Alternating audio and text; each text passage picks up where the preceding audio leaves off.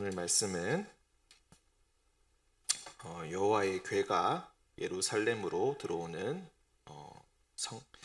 예루살렘 입성식에 관한 그런 내용입니다. 이전에 남쪽 유다 지파 헤브론에서만 왕이었던 다윗은 이제 사울의 아들 이스보셋의 피살로 인하여서 온 이스라엘의 왕이 되었고, 또 그 사이에 그 후에 여부스 사람의 도시였던 예루살렘을 정복해서 왕궁을 짓고 다윗성이라 이름을 하고 나라의 수도로 삼았습니다. 나라는 점점 더 강성해져 가고 다윗은 더 많은 자녀들을 낳게 됩니다. 그리고 또 이어 벌어진 블레셋과의 두 번의 전투에서도 모두 큰 승리를 거두게 됩니다. 이제 하나님의 뜻이 자신에게 있음을 확신한 다윗은 자기가 생각하기에 가장 중요한 임무를 수행하려고 합니다. 바로 여호와의 궤를 다윗성으로 모셔오는 그런 일이었습니다. 우리가 하나님의 궤에 대해서 이야기를 할 때 사무엘상에서 이미 읽었던 바 있었던 내용들을 다시 한번 기억해 볼 필요가 있습니다. 사무엘상 4장 1절부터 7장 1절의 말씀에서는 이스라엘과 블레셋이 서로 두 번의 전투를 벌입니다. 첫 번째 전투에서 이스라엘이 패하여서 4,000명이 죽게 됩니다. 그리고 두 번째, 여호와의 궤를 들고 나가면 우리가 반드시 승리할 것이다 하고 나가서 싸웠던 홈리와 비느하스가, 엘리의 제사장의 아들이었던 홈리와 비느하스가 하나님의 궤를 들고 전쟁터에 나갔지만 역시 패하였고, 두 번째 전투에서는 3만 명의 전사자가 발생을 하게 됩니다. 그리고 블레셋에게 빼앗겼던 그 궤가 이리저리 돌다가 결국 다시 돌아오게 되었고, 바알레유다, 오늘 말씀에서는 바알레유다라고 하지만 그곳에서는 기랏 여아림이라는 곳에서 머물게 됩니다. 두 번째 전투에서 3만 명, 여호와의 궤가 함께한 전투에서 3만 명이 죽었습니다. 마치 그에 맞춘 듯이 다윗은 가장 3만 명을 온 이스라엘에서 뽑아서 다시 모으게 됩니다. 우연의 일치인지 아니면 의도했던 것인지 우리가 정확하게 알 수는 없지만 3만 명을 다시 모으게 됩니다. 그리고 이전의 전투에서 어제 읽었던 말씀에서 블레셋과의 두 번의 전투를 벌이게 되죠. 사무엘상에서도 역시 두 번의 전투에서 모두 패하였는데 다윗은 그 두 번의 전투에서 모두 이기게 됩니다. 그때는 하나님의 궤를 블레셋에 빼앗겼지만 5장 21절에 따르면은 블레셋 사람들이 패한 후에 그들의 우상을 버렸고 그것을 다윗과 그의 부하들이 치웠다고 합니다. 하나님의 명예가 다시 회복되는 것을 다윗은 가장 원하고 있습니다. 그리하여서 다윗은 하나님께 묻고 물어 블레셋과 전투를 치렀고 두 번의 전투에서 승리한 이후에 하나님의 궤를 다시 예루살렘으로 모시고 오려고 합니다. 바알레유다라는 곳으로 3만 명과 모든 사람들이 내려가서 그 궤를 메어오려고 합니다. 새로운 수레, 그러니까 새로 만든 수레의 식구, 그리고 아비나답의 아들이었던 우사와 아효가 그 수레를 이제 호위하면서 가게 됩니다. 소들이 끄는 수레가 이렇게 싣고 예루살렘으로 옮겨갈 때에 나곤의 타작마당이라는 곳에 이르게 되었을 때 소들이 뛰었다고 합니다. 소들이 뛰었다라는 이 표현이 사실은 굉장히 애매한 표현이라고 하는데, 올라가다가 소들이 길을 올라가다가 힘에 부쳐서 궤가 미끄러져서 떨어지려고 했는지, 아니면 소가 갑자기 어떤 놀라는 일이 벌어져서 날뛰게 되다가 그게 법궤가 떨어지려고 했는지 정확하게 그 정보를 알 수는 없지만, 어찌 되었건 법궤가 수레에서 떨어지려고 했던 것이 사실이었던 것 같습니다. 그래서 어떡하나 하면서 우사가 그 법궤를 붙들려고 했습니다. 하지만 법궤를 만지는 그 순간, 거룩한 법궤를 함부로 만진 그 순간에 그만 우사는 그 자리에서 죽고 말았습니다. 법궤를 만져서 사람이 죽는 일이 발생하니까 다윗은 처음에 화가 났습니다. 다윗이 생각하기에 가장 중요한 일이었는데 사람이 죽는 참사가 발생하였고 더 이상 법궤를 옮길 수 없겠다고, 하나님의 뜻이 아직 자신에게 있지 않다고 그런 생각이 들었기 때문입니다. 그리고 우사가 죽은 곳을 베레스 우사라고 명명했다고 합니다. 창세기에 보면은 야곱의 넷째 아들 유다가 자신의 며느리였던 다말과의 관계에서 쌍둥이 아들을 얻는 장면이 있습니다. 그 중에서 둘째 아들의 이름이 베레스입니다. 첫째 세라가 먼저 나오려고 해서 손가락에 붉은 실을 묶어서 얘가 형이다라고 했는데 그대로 먼저 세라가 나오지 않고 동생 베레스가 먼저 나왔다. 그래서 네가 어찌 터트리고 나왔느냐라고 해서 터트리다, 찢는다라는 의미로 베레스라고 이름을 지었던 것을 우리는 이미 읽은 바가 있으실 것입니다. 베레스 우사라는 것은 하나님께서 우사를 찢으셨다. 우사가 찢긴 곳이라는 뜻이 되는 것입니다. 도대체 왜 어떻게 이런 일이 벌어졌을까요? 나쁜 뜻으로 법궤를 만진 것이 아니라 법궤를 보호하려 하는 마음으로 우사는 만졌을 터인데 그것을 왜 하나님께서는 보시고 진노를 하신 것일까요? 많은 성경을 연구하는 학자들이나 주석을 하는 사람들은 이 역시 수수께끼로 남아있다고 생각을 합니다. 그리고 보통은 이렇게 주장을 합니다. 하나님의 권능, 하나님의 힘은 사람이 예측할 수 없고 감당할 수 없는 아주 위험한 것이다. 함부로 사람의 계획 속에 넣을 수 없고 인간의 입맛대로 통제되지 않는 것이다.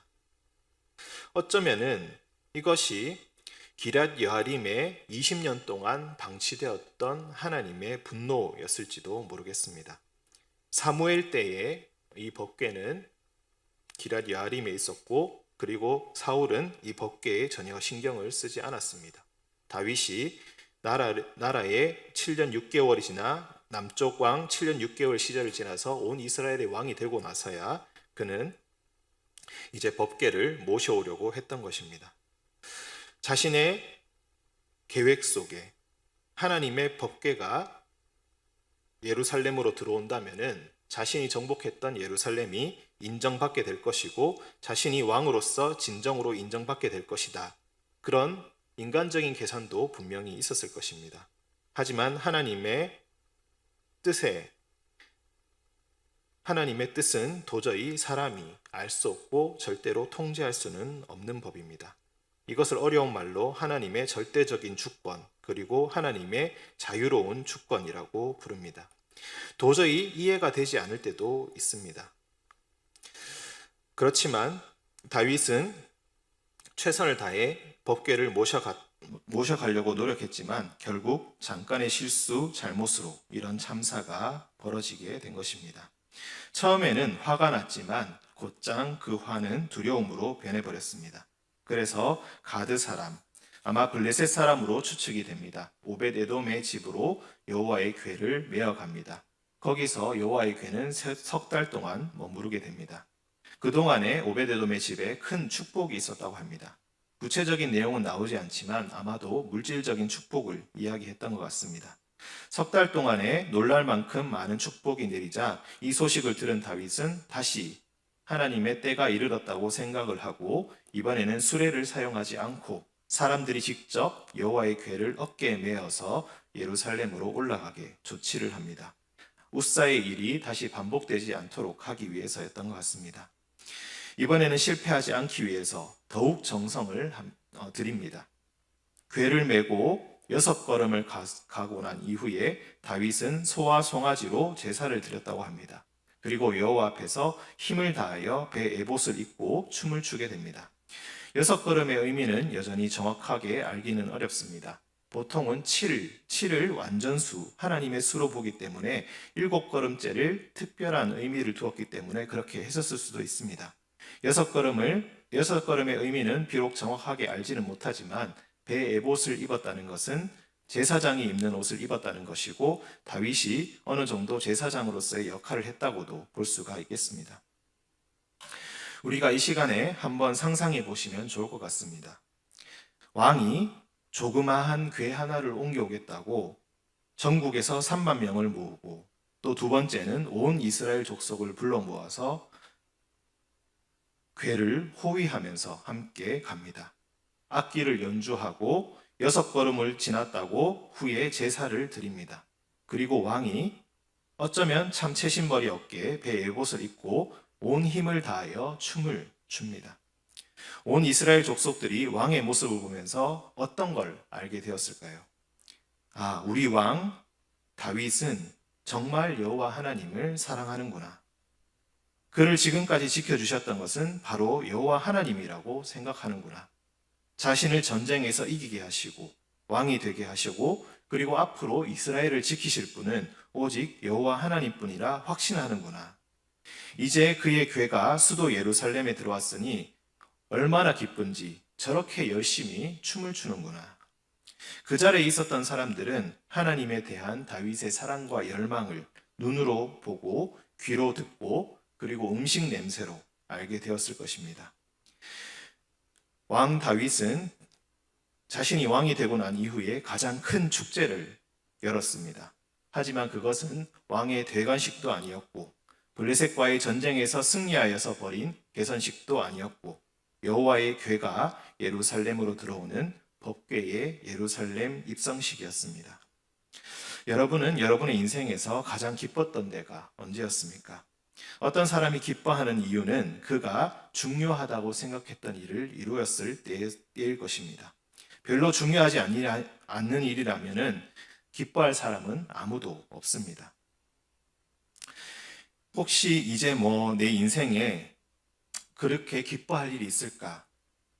그런 생각을 하지는 않으십니까? 내 인생에 걱정과 염려만 없다면 난 그것으로 만족한다고 생각하면서 그렇게 살고 계시지는 않습니까? 주님으로 인한 기쁨보다는 나의 걱정과 불안, 염려를 지우는 것에만 매달려 있지는 않습니까? 만약 여러분의 삶에서 주님으로 인한 기쁨이 사라졌다면 이 기쁨이 여러분의 삶에 다시 한번 회복되시기를 간절히 기원합니다. 우리가 방금 불렀던 찬송가 442장 저 장미꽃 위에 이슬이라는 찬양 후렴에 주님 나와 동행을 하면서 나를 친구 삼으셨네. 우리 서로 받은 그 기쁨은 알 사람이 없도다. 우린 이렇게 찬양을 드렸습니다. 나이가 들고 신앙이 성숙하고 깊어질수록 예배와 기도가 주를 위한 희생과 참음이 아니라 은밀하고 놀라운 기쁨이 되었으면 좋겠습니다. 나이를 잊고 나 자신을 잊고 주님 앞에서 너무 기뻐서 눈물 흘리며 춤을 추는 벅찬 환희가 신앙의 성숙과 함께 우리 안에서 점점 더 짙어지고 진해져 가시기를 주님의 이름으로 간절히 소원합니다. 함께 기도하겠습니다. 우리의 친구 되시는 주님, 다윗의 기뻐하는 모습을 우리의 마음속에 이 새벽 그려봅니다. 왕이 되었을 때보다 전쟁에서 승리했을 때보다 더 기뻐했던 그 모습을 생각해 봅니다. 자기 자신보다 늘 여호와 하나님의 관점에서 생각했던 그리하여 여호와의 기름 부음 받은 사울의 죽음 앞에 애통해하고 여호와의 궤를 다윗성으로 들여왔을 때 가장 기뻐했던 그 다윗의 모습을 보면서 다시 한번 우리의 신앙을 되돌아봅니다. 주님, 때로 우리는 인생의 아픔을 지우기 위해 주님을 의지해 왔습니다. 고단한 삶 속에서 우리의 물질과 시간을 희생하며 주님이 우리와 우리의 사랑하는 이들의 삶을 지켜주시길 바라며 의지해 왔습니다.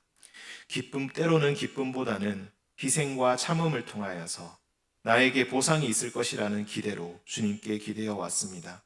하지만 그 안에서 여전히 우리는 주님을 온전히 바라보지 못하고 나 중심의 신앙을 갖고 있음을 때로 놀랄 정도로 깨닫곤 합니다.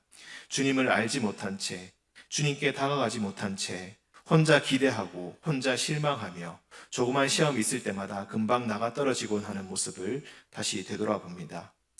어디를 가시든 내가 따라가겠노라고 다짐했던 사람들 앞에서 여우도 굴이 있고 공중에 새도 집이 있는데 나는 머리 둘 것도 없다고 쓸쓸하게 말씀하시던 주님의 모습, 겟세마네 동산에서 자는 제자들 곁에서 홀로 피를 흘리는 마음으로 눈물을 흘리며 기도하셨던 그 외로운 모습, 십자가 위에서 아버지 하나님을 부르던 그 외로운 모습, 그 외로움을 주님 이 시간 다시 한번 깨닫습니다. 무엇보다 주님 곁에 서서 주님의 친구 되기를 원합니다. 나의 발행과 소원만 바라는 것이 아니라 주님이 기뻐하시는 일에 나도 기뻐하고 주님 슬퍼하시는 일에 나도 슬퍼하기를 원합니다. 주여, 삶의 풍파 속에서도 주님과의 관계에 더욱 집중하게 하시고 주님 곁에 서게 하여 주옵소서. 주님, 이 진리가 하람교회의 모든 성도들의 마음을 울리길 원합니다. 육체의 질병으로 낙심하는 이들, 미래의 소망이 없다 좌절하며 냉소로 남은 시간을 채우는 이들, 길을 잃고 방황하며 나아갈 길을 찾지 못하는 이들, 주님 길이요 진리요 생명 되신 주님의 부르심, 같이 가자고 부르시는 그 음성에 우리가 응답하길 원합니다. 주님 곁에 나아가게 하시고 주님 곁에서 기쁨과 희망을 경험하게 하여 주옵소서. 주님, 우리는 사나 죽으나 주님의 것입니다. 모든 시간에 주님으로 인하여 기뻐하길 원합니다. 낙심과 절망과 싸워 이기게 하시고 오직 빛이 되시는, 넘치는 생명 되시는, 세상의 모든 권세를 이기시는 힘이 되시는 주님 의지하며 그의 곁에 서게 하여 주시옵소서. 오늘 하루 주님 주신 말씀으로 힘내어 살아가길 원합니다. 주님께 사랑받는 존재로서 주님의 사랑을 나타내는 우리 모든 하람교회 성도들 되게 하여 주시옵소서.